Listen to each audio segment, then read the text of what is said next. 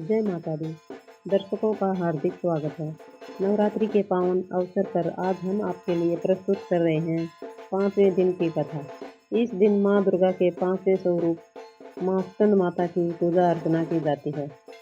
आइए जानते हैं माँ स्कंद माता की दिव्य कथा और इनकी उपासना से मिलने वाले आशीर्वाद। नवरात्रि के 5वें दिन माँ दुर्गा के स्कंद माता स्वरूप की उपासना की जाती है। इन्हें स्कंद माता इसलिए कहा गया है क्योंकि ये भगवान कार्तिकेय की माता हैं। माँ स्कंद माता का स्वरूप अत्यंत दिव्य और शांत है। इनके एक हाथ में भगवान स्कंद बाल रूप में विराजमान रहते हैं और दूसरे हाथ में कमल का पुष्प रहता है। शास्त्रों में वर्णन आता है कि जब संसार में दानवों का अत्याचार बढ़ा तो देवताओं ने मिलकर भगवान शिव और माता पार्वती से प्रार्थना की। तब माता पार्वती ने अपने पुत्र को जन्म दिया। यही बालक आगे चलकर देवताओं के सेनापति बने और तारकासुर जैसे असुरों का वध किया। इस प्रकार माँ स्कंद माता संतान सुख की दायिनी और भक्तों को धर्म, अर्थ, काम और मोक्ष प्रदान करने वाली मानी जाती है। माँ स्कंद माता के पूजन का महत्व अत्यधिक है। माना जाता है कि भक्त यदि सच्चे मन से इनकी आराधना करता है तो उसे संतान सुख की प्राप्ति होती है और घर परिवार में सुख समृद्धि का वास होता है। माँ की कृपा से साधक को विद्या, शांति, तेज की प्राप्ति होती है। वे बुद्धि और विवेक का संचार करती हैं।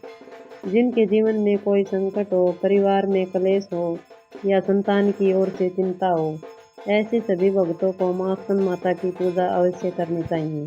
पौराणिक कथाओं के अनुसार जब देवताओं की प्रार्थना पर भगवान शिव और माँ पार्वती ने कार्तिकेय का जन्म हुआ, तब उन्होंने असुरों का संहार किया और देवताओं की रक्षा की।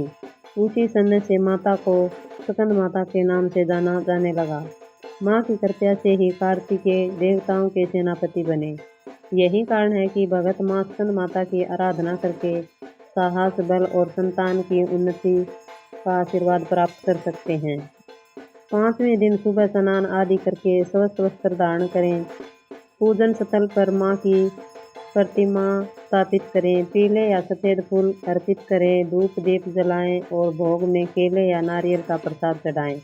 कहा जाता है कि इस दिन माँ की आराधना करने से भगत के पाप नष्ट हो जाते हैं और उसे दिव्य लोक की प्राप्ति होती है। जो साधक माँ स्कंद माता की कृपा से योग की साधना करता है, उसे ईश्वर के परम धाम की प्राप्ति होती है। माँ स्कंद माता की यह पावन कथा यहीं समाप्त होती है। जो भगत श्रद्धा और विश्वास से इनकी उपासना करता है, उसके जीवन से दुखों का अंत होता है और सुख समृद्धि का आगमन होता है। आप सभी दर्शकों पर माँ स्कंद माता की कृपा बनी रहे। अगर आपको यह कथा अच्छी लगी हो तो चैनल को सब्सक्राइब करें, वीडियो को शेयर करें और कमेंट बॉक्स में जय माता दी जरूर लिखें।